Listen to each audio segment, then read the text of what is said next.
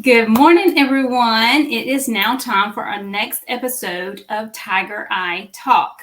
It is the first Tuesday of September. We come to you live the first Tuesday of every single month with Tiger Eye Talk and a special guest.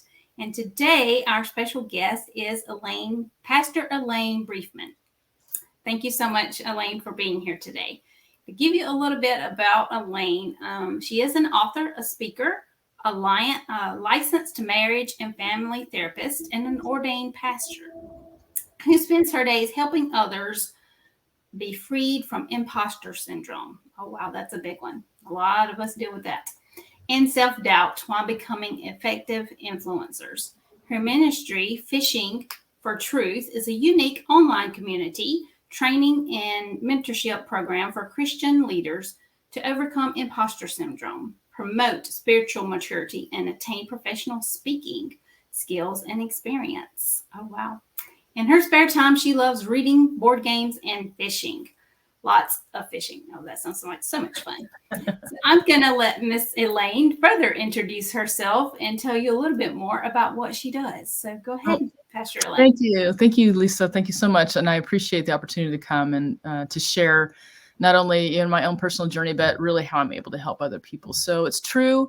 I do a lot of stuff and I have a lot of history and background. And I typically introduce my story. It starts off a little hairy, but it gets better near the end. So I tell people when I was about 8 years old, my mom called me into the living room and I kind of dutifully went down the hallway. And when I got to the doorway of the living room, she was standing there and I could see behind her, my dad sitting on the couch behind the newspaper. And she turned and she looked down at me and she said, "Your brother tells me that your dad's been doing stuff to you. Is that true?" And I'm like totally freaking out because that was not what I expected. And my dad's sitting right there and I really didn't know what to say. And in that era, you didn't lie to your parents, right? So I'm like, yeah. And she turned, she looked at my dad and she says, "Is that true?" And he says, "I don't know what she's talking about." And he never looked up from the newspaper. And so we had this kind of little weird conversation and he never looked up from the newspaper. And the conversation ended and nothing ever changed. And what I realized was that my dad's lie probably had more of an impact on me than anything else. His lie created this concept in me to lie about myself. I mean, it just made me believe lies because basically he was calling me a liar, right? He's calling me a liar. And so when we're lied about or lied to, it can really damage us and make us believe lies about our self-esteem and our value and our self-worth. And it really can jack us up. And so it really jacked me up. And I did what any good jacked up person would do. I became a licensed therapist and an ordained pastor. So I became a professional codependent. And after, I went to therapy for 13 years and I don't recommend it with the same guy. It's like, if you're doing that, you're not making progress, quit. So, and 11 years of college and I was in the ministry for about 12 years and I performed professional therapy for 17 years. And what I realized is my clients were still getting stuck. And that kind of frustrated me because I thought with all this experience and knowledge and everything, that I'd be able to help them better. And I was sitting on my couch one day and I was just kind of thinking, why do people over-identify with these negative things about themselves? And they obsess about them and they're like, I can't, this is who I am. I'll never get better. And I wasn't praying or anything. I was literally just sitting there and I heard these two words, identity abuse. And I'm like, well, what is that? Because it was kind of ethereal. I would have never thought, how does your identity get abused? And those two words just would have never been put together. And I spent 3 days really thinking about if my identity was abused, what would that do to me? And just really thinking about all the things in the Diagnostic and Statistics Manual that all therapists use in the state of California to diagnose people. And I'm just gathering 85% of all of the emotional disorders that are in there could be explained by somebody having their identity abused. Wow. So I was believing a lie because it felt true. Yep. And I went back to my clients and I'm like going, oh my gosh, and I went to the staff of the church that I was at and I'm like on the whiteboard during staff and going, oh, look at this and look at this. And do you believe we're believing lies? And, and all of my clients are making all this progress. And, I thought, well, how do I create a program that I can just walk people through this? And so I sat and thought, okay, I have predominantly Christian clients. And I thought, how do I take their faith system and a clinical system? What would it have to do to walk them out of this identity abuse? And so I created a program and which you can find on my website, but I also created did it in person originally. So like this just going to the church and open the doors and doing this thing. And I thought, well, how do I do this then so that more people can see it? So I was just starting to get into the idea of coaching. And I thought, well, I could do coaching on that. And so I made little videos for each one and I put it online. And then it just kind of grew from there. And I do all this kind of stuff. The basic thing that it covers is that you have a unique identity that is valuable and that you're going to hear lies about that every day. And then you get to choose what you believe about yourself. And so this is what I use, the basic overarching themes of what I use to help people to be able to be, healthier in no matter what area of your life. It can be in your personal relationships as well as your business relationships. All of that can be impacted by identity abuse. So that's what I teach about mostly. Awesome. That is amazing. And that is something probably no one ever really thinks about. Identity abuse. There's all different types of abuse out there for sure.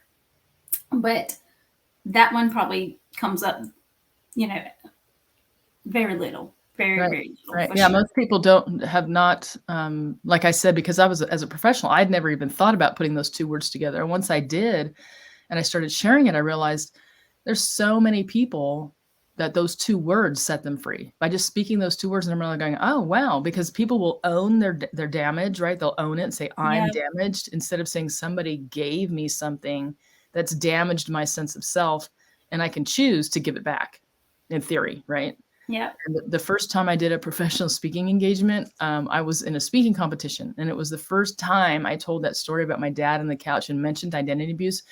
And you could just hear all the people in the crowd go, like they were recognizing that's what it was. Resonated with them. Yes, for sure. Wow. That is really, really good.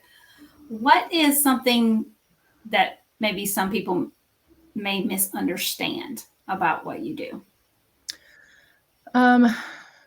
Oftentimes, one of the interesting things is I will teach people the difference between facts and feelings. And I'll say, there's the facts and the truth, and then there's how you feel about stuff.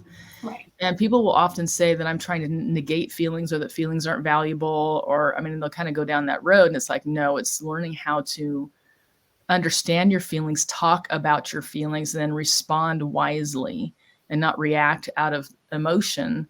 And that's not necessarily saying that the emotions don't matter, or there's going to be times when you're scared and you grab your kid out of the street, right? Exactly. And that's a healthy reaction. But then there's other times when somebody says something crass or rude to you, and then you respond to that, or they beg you, or they make you feel guilty, and you respond out of that.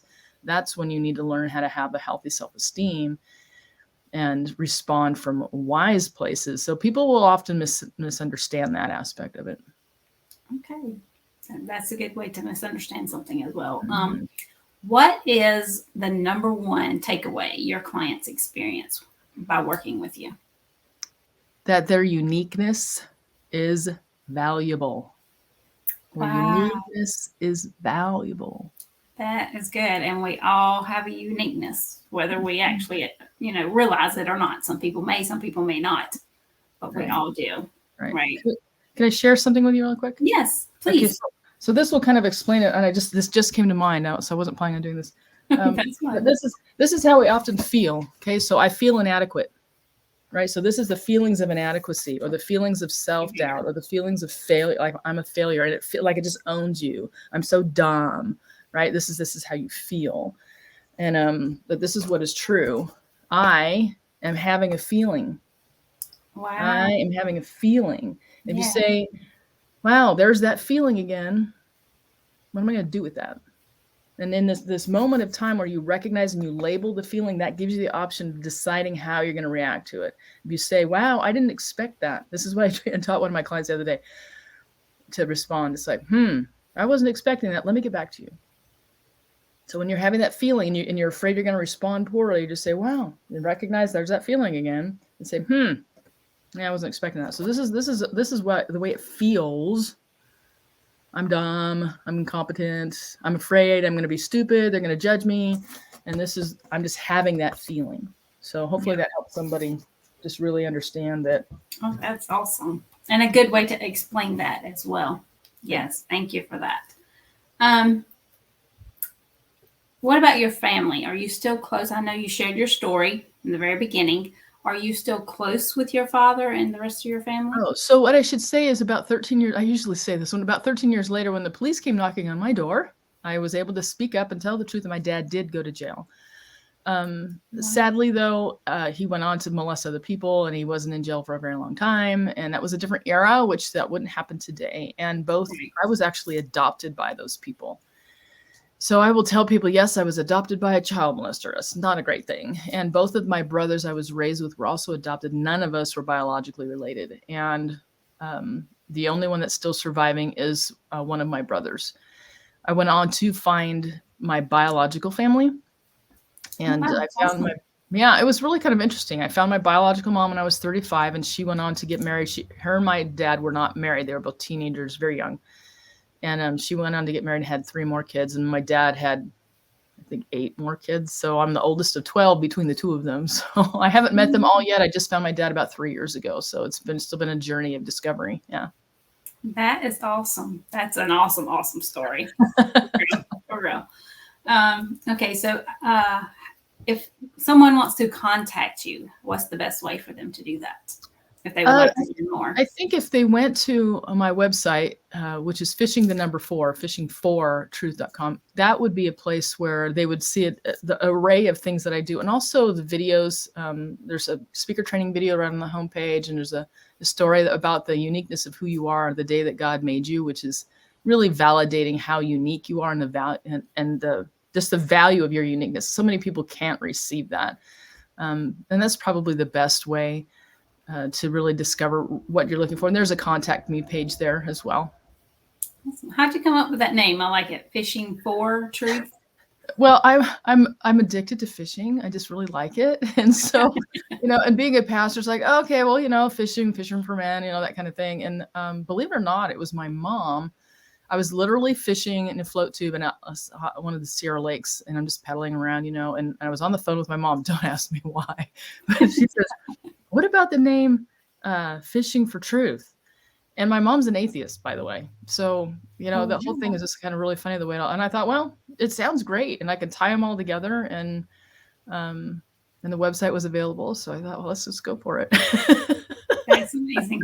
That is amazing. So how long have you been doing this? So formally doing the coaching only 3 years this month. I actually started in September 3 years ago, right before COVID, and resigned from the church where I was at to go fully online. So all of the things that I do are fully online. And it's only been 3 years. So you're not currently in a church anywhere? I'm physically attending in church, but I'm not on staff. I mean, in service at the church, but this is considered a ministry because Awesome. This is so amazing. I guess share any other insights that you may want to share with our audience about maybe how they could benefit from working with you. Well, I was thinking about this predominantly the mindset. So the 4 things inside my coaching program I do is mindset, heart posture, skill set, and mentorship. Those are the 4 things that every influencer needs to have. They need to be able to clearly be able to differentiate between facts and feelings. So that's mindset, all the mindset stuff. And then the second is your heart posture. So regardless of your faith, there's a word for that. I can't recall at the moment. Anyway, regardless of your faith, to be really secure in that, whatever that is, and have your heart in that place where that's all okay. So you have and those are distinctly different things. You have your mind and your emotions, and then you have your spirituality, and then you have your skills. And what I help people do is differentiate those things and being able to be healthy in each one of those, so that when you go and present yourself to somebody, or you're in a conversation with somebody, you're authentic to yourself. You're able to be present with them and not in your head worrying about a ton of stuff.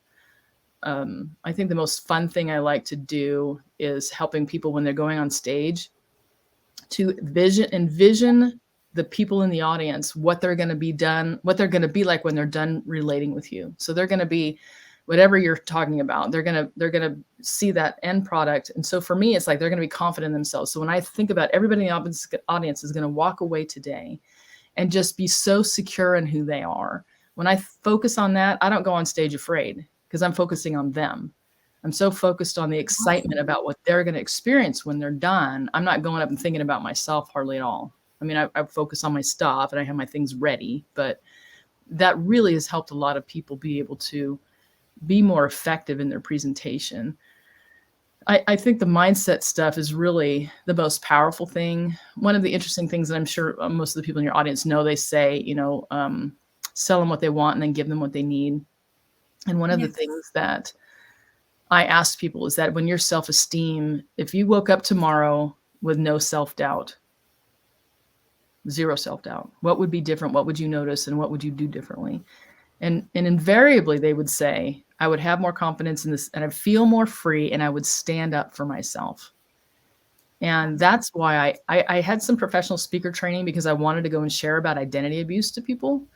So what I did was I took all that speaker training and pulled out of it some of the most important parts, plus my own experience, and added that to my training program in order to be able to help them put it all in together. So they have their mindset and then their spirituality and then their skill set. So that's the skill set I most often focus on is being able to articulate well the message that you've been given.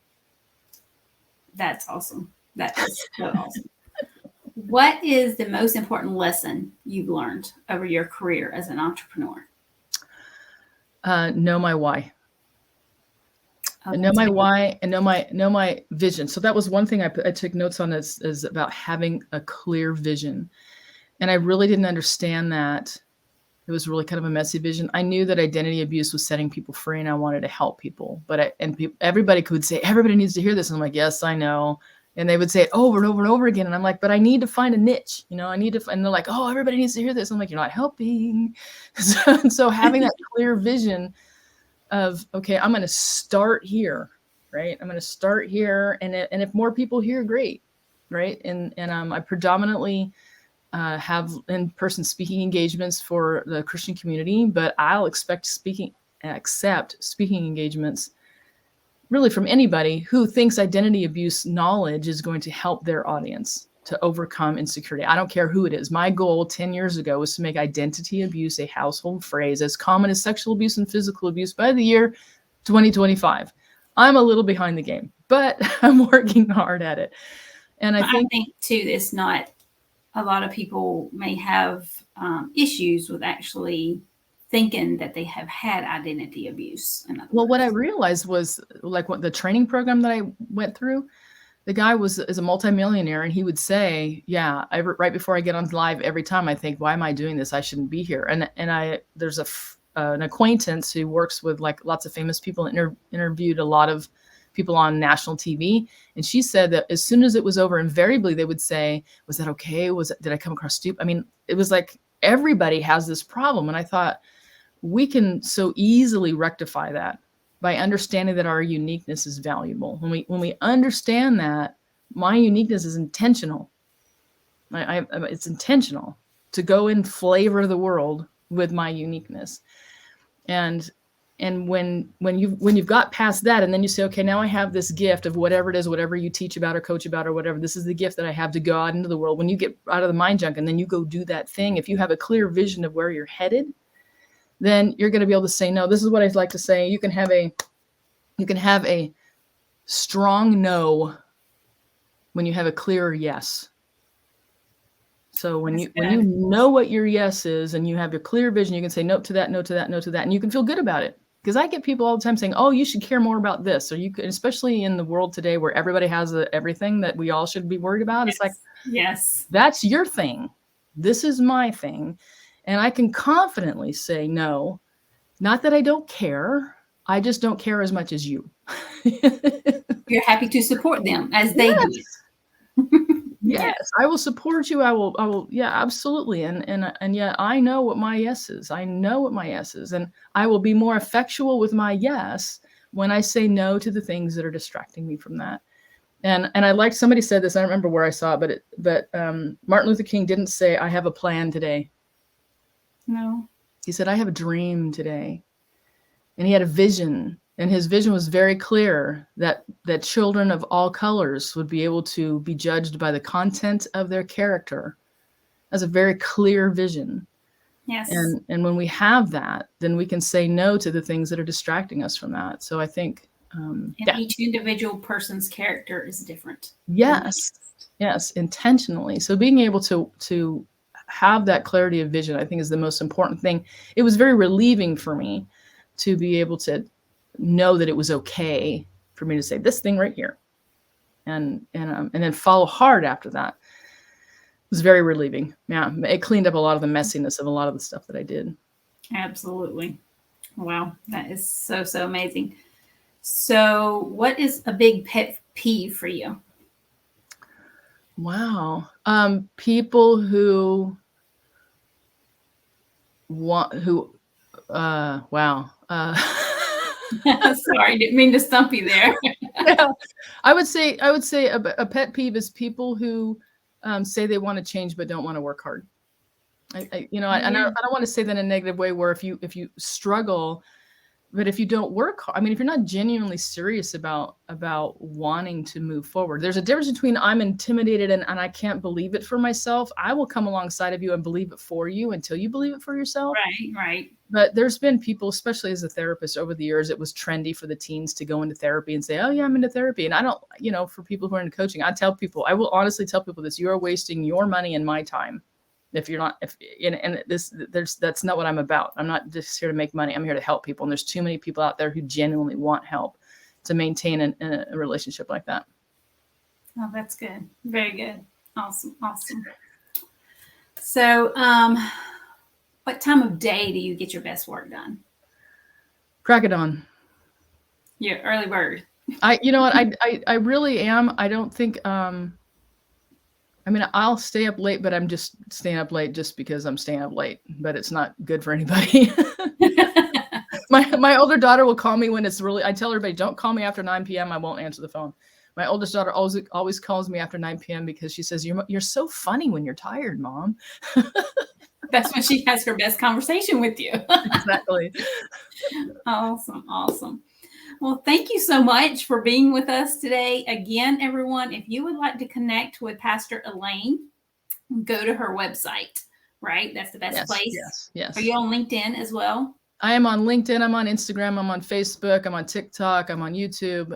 Pastor Elaine, or the Pastor Elaine on Instagram. So yeah, I can be found on all social media platforms. And honestly, if you just really want to get a better idea of what I do, the website will have a really broad range of things and resources, and it has links to my YouTube channel and everything on it. Yeah. Fishing, the number 4, fishing for truth. Fishing for truth. I really love that name. That's so cool.